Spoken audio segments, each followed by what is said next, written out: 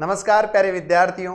ऊंट के मुंह में जीरा, इतनी सी भर्ती, छोटू सी भर्ती, 72 पदों पर आपकी भर्ती हो रही है जमादार ग्रेड सेकंड की। सरकार को भी सोचना चाहिए कि फिर ये भर्ती दी ही क्यों थी जब 72 ही पदों पर निकालनी थी, तो है ना। और सीईटी पास करवा भी लिया और इतनी चुन्नी सी भर्ती दे दी और बच्चों को कह दिया कि साहब हमने नई भर्ती दे दी। मेरा सरकार से भी दरख्वास्त करता हूं कि थोड़ी वैकेंसी को बढ़ा दो ताकि बच्चों के मन में उम्मीद तो जगे, बच्चे तैयारी करने के लिए 2 कदम आगे तो बढ़ाए।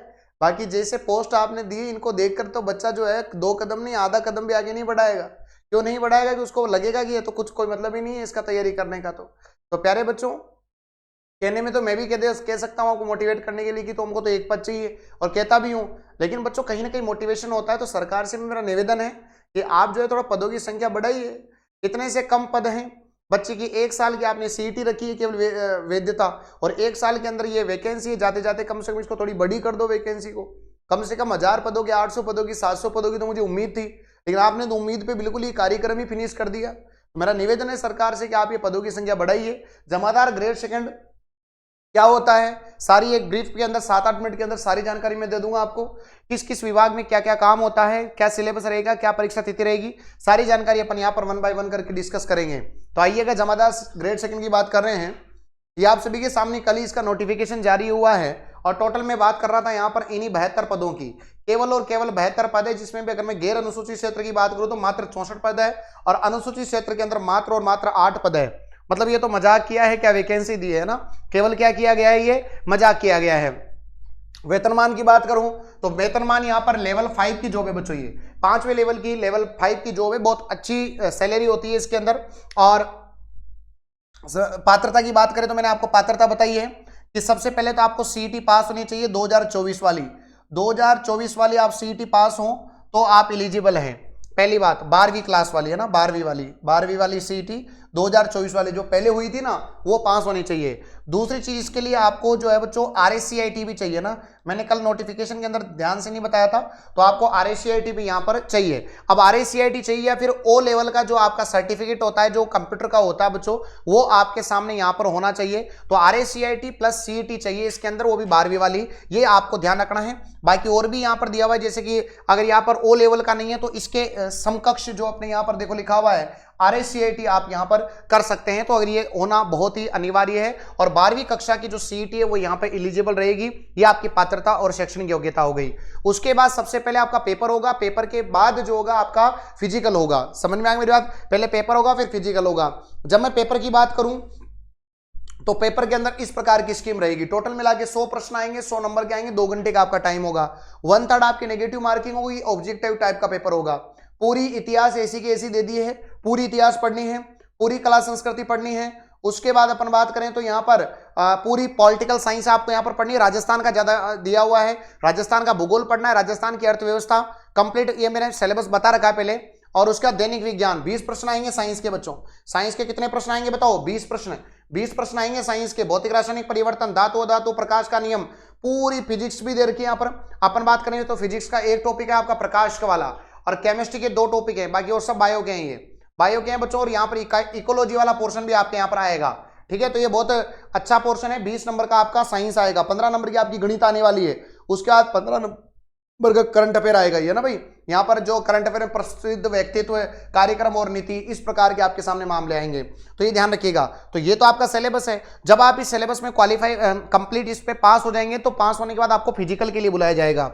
और जब अपन फिजिकल की बात करें तो फिजिकल के अंदर शारीरिक मापदंड और दक्षता परीक्षण अपन यहाँ पर करेंगे। तो ये आपके सामने लिखा हुआ है कि जैसे सामान्य क्षेत्र की मैं बात करूंगा तो पुरुषों की हाइट होनी चाहिए 168 और महिलाओं की हाइट होनी चाहिए 152।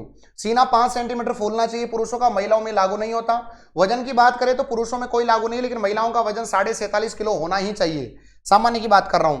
उसके बाद आपका इसी के अंदर ये तो हो गया आपका नॉर्मली शारीरिक दक्षता। उसके बाद आपको करना पड़ेगा बच्चों यहाँ पर रनिंग। और रनिंग की बात करें तो पुरुषों के लिए आपको 10 किलोमीटर की दौड़ करनी पड़ेगी 60 मिनट के अंदर, और महिलाओं को 5 किलोमीटर की दौड़ करनी पड़ेगी 35 मिनट के अंदर, ठीक है बच्चों। ये आपके नॉर्मल बात कर रहा हूं, बाकी शहरिया और जो TSP वाले हैं उनके लिए अलग से यहाँ पर दिया हुआ है, जो कि आप यहाँ पर मेरे द्वारा दिखाई गई PPTs में देख रहे होंगे। उसके बाद देखो आयु की अपन यहां पर बात करना चाहें, बहुत सारे टीचर इसकी आयु बता रहे हैं, लेकिन आपकी जो आयु नोटिफिकेशन में है वो 18 से लेकर के 40 साल तक यहां पर आपकी भर्ती रहेगी बच्चों। मतलब 18 से मिनिमम 18 और मैक्सिमम आपकी 40 साल एज होनी चाहिए। और आपकी एज कैलकुलेट जो होगी वो 1 जनवरी 2026 से आपकी एज कैलकुलेट होने वाली है। यह बात आपको जरूर से जरूर ध्यान रखना है। ऑनलाइन आवेदन कब से प्रारंभ होंगे, तो ऑनलाइन आवेदन जो प्रारंभ होंगे वो हो चुके हैं 17 अक्टूबर से, और 15 नवंबर तक आपके फॉर्म भरे जाएंगे। इससे पहले किसी का ओटीआर नहीं हो रखा है तो ओटीआर वगैरह करवा लेना। कुल मिलाकर के थोड़ा फोकस करना और अच्छे से बैठ करके फॉर्म भरवाना। परीक्षा तिथि ऑलरेडी दे चुके हैं 27 दिसंबर, और आपका महीना चल रहा है अक्टूबर, मतलब केवल नवंबर का महीना बीच में है, और उसके बाद जो है महीना चल रहा है आपका अक्टूबर नवंबर का महीना है, और 27 दिसंबर को आपका पेपर रहने वाला है प्यारे प्यारे बच्चों, जमादार ग्रेड सेकंड का। उसके बाद अपन बात करना चाहें आगे के पोर्शन की ओर, तो देखिएगा जमादार ग्रेड सेकंड होता क्या है। मैं आप सभी को यही पूछ रहा था कि जमादार ग्रेड सेकंड होता क्या है। अब देखो इसमें क्या क्या होता है। देखो कुल मिलाकर के यह एक ऐसी पोस्ट होती है, जैसे आप तैयारी कर रहे हैं नहीं कर रहे हैं, गिराज बैठा हुआ है नहीं बैठा हुआ है, कोई और विद्यार्थी क्या कर रहा है, तो मतलब सबके ऊपर जो निगरानी करने वाला होता है, जो अपने सुपरवाइजर की जो पोस्ट होती है वो जमादार के अंदर आती है। तो देखिएगा जमादार ग्रेड द्वितीय एक सुपरवाइजर पोस्ट है, जो आपका निरीक्षण करने वाला पद होता है, जो क्लास नंबर 4 कर्मचारियों या जो 4th क्लास के जो कर्मचारी होते हैं या जो फील्ड स्टाफ होता है उसके कार्यों की क्या करता बताओ, ये निगरानी करता है। यह पद कई विभागों में अलग अलग नाम से जाना जाता है, जैसे कि पुलिस विभाग होता है, आबकारी विभाग होता है, नगर निगम में अलग होता है, शिक्षा विभाग में अलग होता है, वन विभाग में अलग होता है। तो ये इन सबके ऊपर अलग अलग विभागों में होते हैं, और इन विभाग के अंतर्गत जो लोग काम कर रहे हैं, जो 4th ग्रेड में जो काम कर रहे हैं, क्लास 4th वाले जो कार्य कर रहे हैं, उन सभी के ऊपर ये क्या करता है बताओ, निगरानी रखने का काम करता है जमादार ग्रेड सेकंड। बच्चों यहां पर एक बहुत इंपॉर्टेंट लाइन यहां पर लिखी हुई है कि राज्य आबकारी विभाग राजस्थान जमादार ग्रेड सेकंड की भर्ती में विशेष योग्य जन की श्रेणियों को देय आरक्षण में छूट हेतु बैठक दिनांक के कार्यवाही विवरण के अनुसार आबकारी विभाग के कार्मिकों का मुख्य कार्य फील्ड जॉब कठोर परिश्रम होने के कारण अभ्यर्थी का शारीरिक और मानसिक रूप से पूर्णतः स्वस्थ और सक्षम होने के फलस्वरूप समिति द्वारा दिव्यांगता के आरक्षण में 100%